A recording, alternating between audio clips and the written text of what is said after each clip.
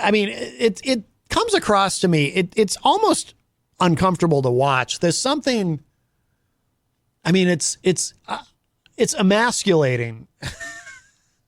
Like Mike Pence, he. This is a little bit of a tangent, but I watch Mike Pence, and he is so careful to try not to express any anger or resentment toward Trump over January 6th. He did manage to admit that he was angry at one point. What was it? Was it an interview on ABC? It was that town hall that he did. Was that on ABC News? But even then, because he talked about a conversation that he had with Trump the next day, January 7th. And he said that Trump asked him if he was scared. And Pence said, "No, Mr. President, I was angry." But see, even in that town hall, he was very careful to not say that he was angry at Trump. He just said that he told Trump that he was angry, kind of hinting that he might have been, presenting that he was angry at Trump, but stopping short of actually saying that he was. And, and then of course, when people ask Pence about the election denialism, he says, well, I think the president got a lot of bad legal advice, but he's very careful not to take on Trump directly. And I have to tell you, I find it, look, I'm glad that Pence did the right thing on January 6th and didn't subvert the Constitution or the rule of law, but went ahead with the certification of the election. Pence did the right thing. But I'll tell you, it's sad to me, just not to be, I hope this doesn't come off as sexist. I don't intend it to. But as a man, I look at Mike Pence and I think about how, he talks about January 6th and, he says it was pretty serious. And if you get him talking about the events of that day, he'll talk about it like, yeah, that was serious. And he was so concerned about what was happening. He didn't even trust the Secret Service. He refused to get in that car because he thought they were going to drive him away and he had a job to do. Again, I give him credit for that. He could have run like the Secret Service wanted him to. And he said, I don't want that to be an image the world sees. But again, this guy, he acknowledges that he was in danger that day. But here's what really bothers me about Mike Pence. And again, I say this as a man. He says not only has he acknowledged that he was in danger, but his family was with him. His wife and his daughters were with him on that day. And to watch Mike Pence and his interactions with the media, see, because apparently, I think it was when he was in New Hampshire, apparently when the cameras are off, he's willing to get a little bit snarky about it, to the extent that he's capable of exhibiting anything resembling actual human emotion, which I think is very limited in his case, from what we've all seen. But here's the thing. Here's what bothers me.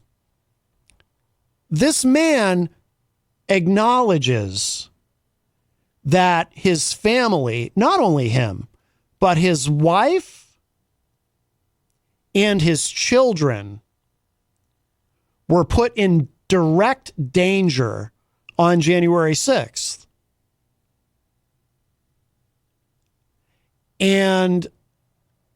But this same person, this quote unquote man, continues to supplicate himself to Trump, even though he has very delicately and very carefully acknowledged that Trump's words and actions might have played a role in what happened on January 6th. Because here's the thing. I don't claim to be a tough guy. You know, I'm not some macho guy. I'm not like, I don't ride a Harley. I don't, whatever it is, I don't go to a bar and have a bunch of beers and I don't go to strip clubs. Whatever it is you're supposed to do when you're trying to be a big macho guy. I don't do any of that, but I just have to tell you,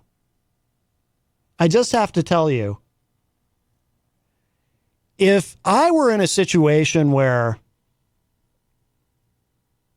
say, I was in danger, but also Jenny was with me and maybe members of my family were with me as well. And so whatever it was that was causing the danger was not only a danger to me, but a danger to people I love. I cannot imagine going through something like that, where people I love are put in danger unnecessarily over something that never should have happened, over lies. I cannot imagine watching people I love have to run away as we're, obviously, there was Secret Service there, but people I love having to fearfully run away because of a situation where they are put in danger along with me, knowing where it all started, because obviously Pence, he doesn't say it directly because he can't, because he's so afraid of upsetting the base of the Republican Party if he wants to be the nominee. I cannot imagine that type of scenario happening and then publicly over and over again supplicating myself to the person who caused all of that. I cannot imagine it. And again, I'm sorry if this sounds sexist, but I, as a man, could not possibly do that. If I were Mike Pence, you know what I would have done probably, actually? I would have stood my ground like he did on that day and not run. I would have tried to get my family out of there, and maybe he did. I'm not sure. I don't remember. But I would have stayed or hid from the insurrectionists, I think it's an appropriate term. And I would have done my job that night, certified, they wrap up at like 3 a.m., certify the election. And then the very next thing I would have done, I would have resigned. I would have said, okay, I've done my constitutional duty and I've certified the election, and now I resign because I'm not going to work. I'm not going to be a VP for that man 1 second longer. He put my family in danger. And that's the one thing as a man you don't let anyone ever do. And I would have made sure, or maybe I might not have resigned immediately, actually. Maybe I would have waited till the next day and then had the meeting with Trump. And then explain to him how I felt about my family, about people I love, and people who, as a man, I am supposed to protect. And he put them in danger. And I would let him know in no uncertain terms how I felt about it. And then I would resign. Or maybe the police would be, or the Secret Service would be taking me away in handcuffs at that point. Because again, as a man, I've got a few different ideas of how that encounter might go. But you put my family in danger, you put Jenny in danger, I'm not going to then go out in public and do everything I can to tie myself into a pathetic a pathetic pretzel at every opportunity, trying to do everything, trying to blame everyone I possibly can, except you, the person who put the people I love in danger. I mean, that is probably about as unmanly a thing as I can think of. And I don't know what the point is in the end anyway.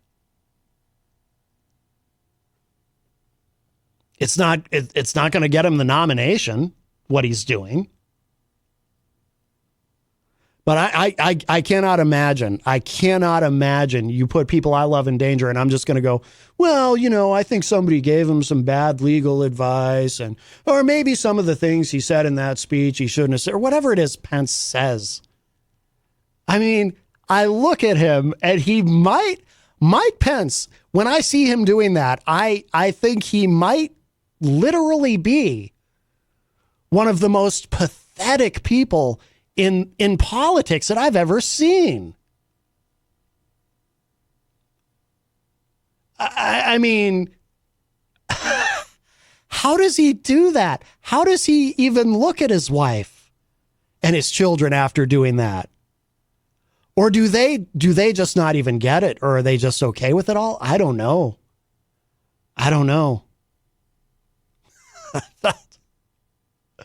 I couldn't do it. I could not do that. And again, I'm no big tough guy, but you put people I love in danger, there will be consequences. And I'm not going to go out and then shill for you or try to cover for you or pretend that I'm just all okay with it. And by the way, maybe Mike Pence really is all just okay with all of it. I don't know what goes on in his head. I don't know if in those moments he's having to hold in and kind of stuff down some rage that he would love to let out if it's building in him and he would just love to say everything that he's thinking. Or maybe not. He might just be the husk. He might just be the soulless husk of a quote unquote man that he appears to be. I don't know. He might not feel anything. I don't know. But it is so sad watching him. And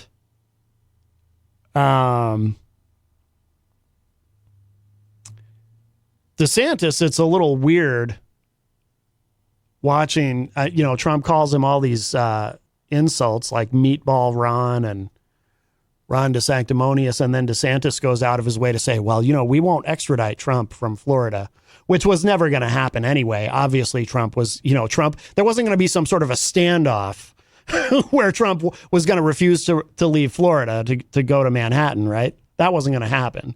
So DeSantis was just virtue signaling. But he's another one. I mean, you can say whatever you want about him, and he'll still supplicate himself to Trump. But at least, I mean, Asa Hutchinson, I can at least have some respect for.